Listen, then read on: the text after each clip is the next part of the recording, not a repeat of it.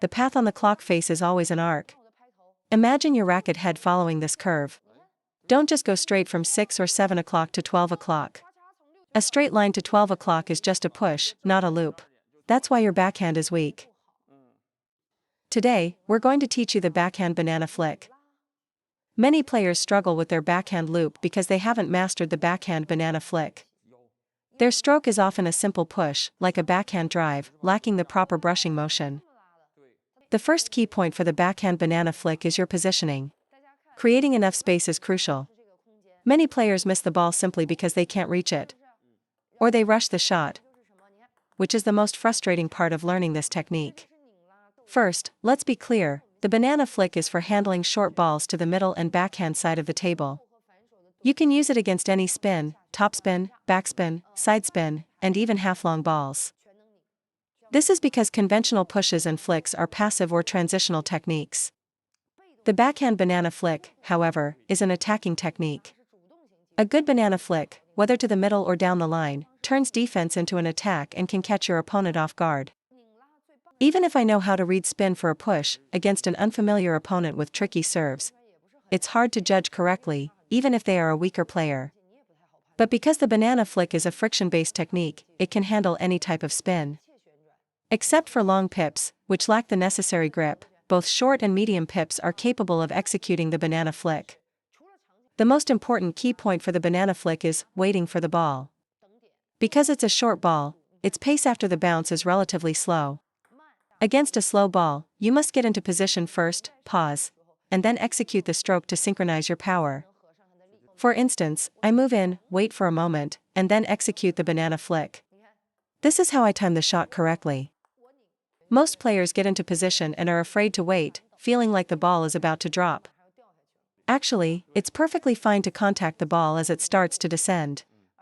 Due to the mix of short and long balls, you'll rarely contact the ball on the rise. It will almost always be at the peak of the bounce or slightly after. So, be bold and trust the timing. Don't be afraid. We often psych ourselves out. Don't assume you can't hit the shot once you're in position. You must learn to wait. Wait for the ball to bounce and move slightly forward, so your forward motion meets the ball's backward motion, creating a powerful impact. Therefore, this pause after getting into position is the most critical element. Players with poor rhythm often move in too slowly and try to execute the stroke while their feet are still moving. If you are still moving your feet while hitting, you will never master the banana flick. The backhand banana flick demands very precise rhythm. After your ready position, you must anticipate and move into position early. Your body must be in place before the ball even hits your side of the table.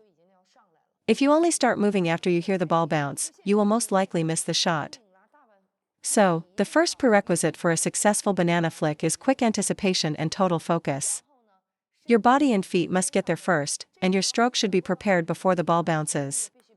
And you must have that moment of pause to effectively transfer your power into the ball. For a half-long ball like this, a normal push is a very passive response. But if you can use the banana flick, you instantly turn a defensive situation into an offensive one. The banana flick stance is very different from a push. For a push, your shoulders are mostly parallel to the table, but for the banana flick, your right shoulder, for right-handers, leads. It's the same for half-long balls. You must lead with your shoulder and keep your elbow raised. Against a heavy backspin ball, we would normally push it back. Many amateur players can't perform a banana flick on heavy spin because their hand is in front of their elbow, a posture that only allows for a simple backhand flick. To execute a banana flick, your elbow must be in front of your hand. If the ball has no spin, you can get away with a simple backhand flick. The banana flick motion simply adds more power and quality to the shot, but the simpler technique won't work against heavy backspin. With a backspin ball, you definitely can't lift it with a simple backhand flick if your hand is in front of your elbow. Only by turning your wrist this far inward can you generate enough friction to lift the heavy backspin with a banana flick. Therefore, your elbow must be in front of your racket to execute a banana flick. If your racket is in front of your elbow, it's not a banana flick. You might think you're doing a banana flick, but it's just a larger backhand flick motion, not a true banana flick. So, the second point after getting into position is shoulder forward, elbow up. Always keep your racket behind your elbow and hand, never in front. Otherwise, you won't be able to lift even a moderately spinny ball. Many players' banana flick backswing starts facing themselves or the table. The correct backswing should point towards your right hip. The starting point of your backswing is here, at the hip, not in front of your body. Because if you start in front, by the time you swing to the contact point, your racket angle will be wrong. By starting correctly, you ensure contact happens partway through the swing, allowing you to dwell on the ball to maximize spin and power. This is why you can't lift spinny balls. It's directly related to how you prepare and load your shot. One problem is the hand being in front of the elbow. The second problem is that the inward wrist rotation is insufficient. You must rotate your wrist this far to properly grip the ball with friction and execute the banana flick. If your rotation is insufficient, your racket face will close too much upon contact, causing you to only graze the top middle of the ball. This small amount of brushing action isn't enough, so you must fully rotate your wrist inward. Using a clock face as a reference, the tip of your racket must point to the 5 o'clock position during the backswing. If you start your backswing from 6 or 7 o'clock, you'll likely fail the shot. That might work for topspin, but to hit a heavy backspin ball with a banana flick, you must start from 5 o'clock. When practicing the banana flick, be careful with your wrist to avoid injury. I've had injuries there myself that required injections. Speaking of injuries, a common mistake is to train through the pain. For example, if your elbow hurts from backhand loops, you keep practicing them. You should rotate your exercises. Practice your forehand, your pushes, or your serves instead. Don't constantly overload the injured area. Return to that technique only when the pain is gone, or analyze your form for corrections. Otherwise, the pain will only get worse. To recap, shoulder forward, elbow up, and backswing to 5 o'clock. Here's a question: for the banana flick, is it better to contact the back of the ball or the side? If you hit the very back of the ball, you're just pushing it. Your racket face must be angled slightly towards your right, for right-handers. This angle is what helps you create the necessary arc. This applies to both penhold and shakehand grips. So, after rotating your wrist inward, your racket face must be angled to the side, not pointing straight ahead. When you rotate your wrist to the 5 o'clock position, your racket face will naturally angle to the side. This is due to the natural mechanics of your wrist. You want to use the backhand side of the racket, angled slightly to the right. For very heavy backspin, you should aim to contact the lower middle part of the ball, brushing up to lift it. This means your racket face will be angled to the right. If the ball isn't very spinny, you can move your contact point up to the upper middle part of the ball. But in my experience, even for moderately spinny balls, contacting the lower middle part makes it easier to execute. Trying to use a banana flick on a very spinny ball from the top requires incredible skill. The third key point, the backhand banana flick, is an outward arcing motion. Players with a weak backhand have one thing in common: their stroke path is a straight line. For example, they move straight up from below, or straight forward from behind. But all good backhand techniques have an arc. Let's start with the backhand flick. Now look at the banana flick. You can see the same arcing motion. It's the same for a backhand drive, a rip, and a loop against backspin. The path of the racket head is curved, like the edge of a fan opening up. A poor stroke has no arc in its path. The banana flick motion should feel like a fan opening. When looping backspin, you start the backswing from the side and open up in a fan-like arc. The banana flick is the same. You start from the side and brush forward and upward in an opening fan trajectory. If you stop your swing at this point, you'll hit down the line. If you stop it here, you'll hit cross-court. The motion follows a clear path, like the edge of a fan. Focus on the racket head's trajectory, not your arm. If you just push straight forward against a backspin ball, it will definitely go into the net. Many players are afraid to loop backspin with their backhand because their racket path lacks an arc or a semicircle motion. Without this semicircle, their motion is linear, just straight forward or straight up. My backhand is relatively strong because I have a very good, little semicircle motion. That's why I'm confident enough to attack backspin balls. I use this arc to lift the ball. Once I lift the ball, all I have to do is accelerate the entire motion for a power loop. Imagine a clock face. For a banana flick, your backswing starts at 5 o'clock. Your swing then travels through 6, 7, 8, 9, 10, and finishes at 11 o'clock for a straight shot. Remember, it's the racket head that follows this path, not your whole arm, or you'll be too slow. To hit cross-court, continue the motion from 11 o'clock through to 2 o'clock. Finishing at 11 is straight, finishing at 2 is cross-court. This principle applies to all backhand strokes. For a backhand flick, you might start at 8 o'clock and swing towards 1 o'clock. For a backhand loop, you might start your backswing at 7 o'clock, travel through 8, 9, 10, and finish at 2. As you can see, the path on the clock face is always an arc. Imagine your racket head following this curve. Don't just go straight from 6 or 7 o'clock to 12 o'clock. That cuts out the entire arcing phase. A straight line to 12 o'clock is just a push, not a loop. That's why your backhand is weak. Your stroke is a straight line, while mine is an arc. For a loop, starting at 7 o'clock, the path from 8 to 11 o'clock is what creates the arc to clear the net. The path from 11 to 2 o'clock is the follow-through that generates power and quality. If you go straight from 6 to 2, it becomes a sideswipe or a push. With a linear path, you don't create an arc. You can only lift the ball straight up from 6 o'clock to 12 o'clock, which doesn't generate proper spin.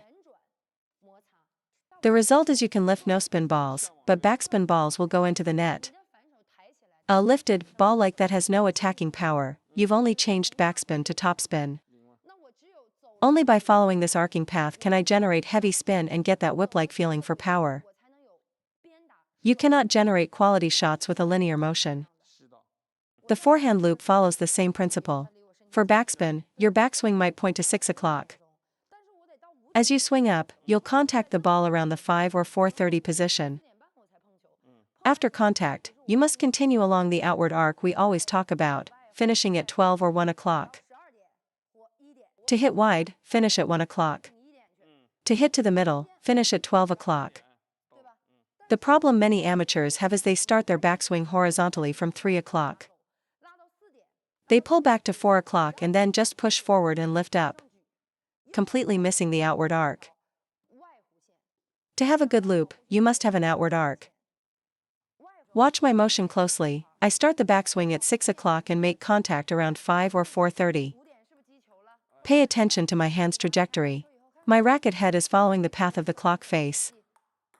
Even if you're jammed, don't just push.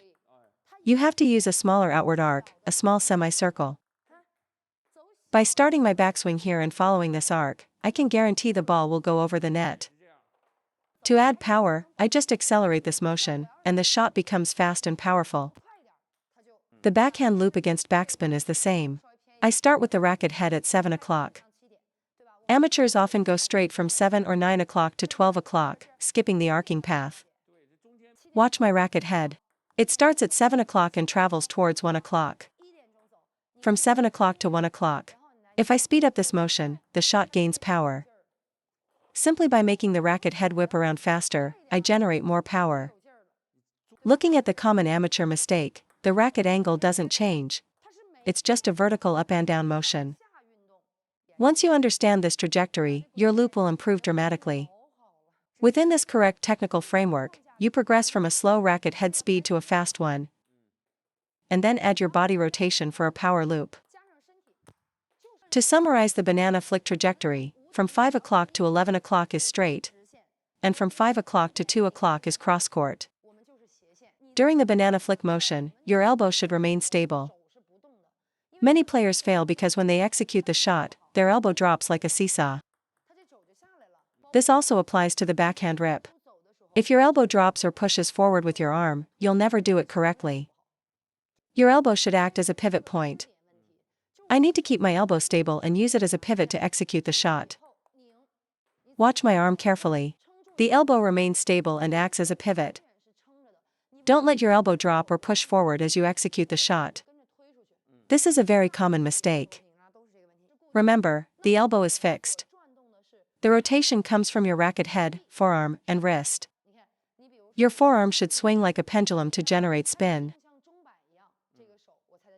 If your elbow moves with the shot, you cannot perform a proper banana flick. You need to find this pendulum-like feeling to properly brush the ball. You must keep the elbow stable to generate power. If it drops, the ball will go into the net. This is because your arm will bring the racket face down before you've even created the upward arc. Many players have the same issue with their forehand loop. Just as the arc is beginning, they start to press their arm downwards. You are actively pushing your arm down as soon as you create the arc. The correct motion is to let your hand continue moving slightly upwards. Some players say they press down to prevent the ball from going long. That's because your racket angle is too open. You should adjust your racket angle, not your swing path. If you've closed your racket angle and the ball still goes long with a normal follow-through, then it's a judgment error. When a shot fails, it's usually not because of your overall form, but due to details like racket angle, timing, position, force direction, or contact point. When using the banana flick on a side backspin ball, try to contact the lower middle part of the ball. This applies specifically to very spinny balls. If you use this technique on a no-spin ball, your return will be weak and your opponent can counterattack. When facing heavy backspin that you want to attack instead of push, you need to open your racket angle slightly and contact the lower middle part of the ball. If it's a side topspin ball, you must close your racket angle and contact the upper middle part of the ball to control it and generate power. When flicking side spin, you don't need a huge adjustment. Just change your contact point, lower middle for backspin, upper middle for topspin. A player might ask, I see Fan Jindong using the banana flick with an open racket face, so why do you tell me to close it? Because his opponent is Ma Long, and the incoming spin is incredibly heavy. Against a very spinny ball, I also have to open my racket angle. If I keep it closed, the ball will go into the net. Don't just copy the pro's movements. Your opponent might be serving a float or semi-spinny ball. If you copy the pro technique blindly, you'll fail and give up. You must understand the principle. If the opponent's serve is very spinny, I open my racket angle. If it's not very spinny, I close it more. You must adjust your racket angle based on the intensity of your opponent's spin.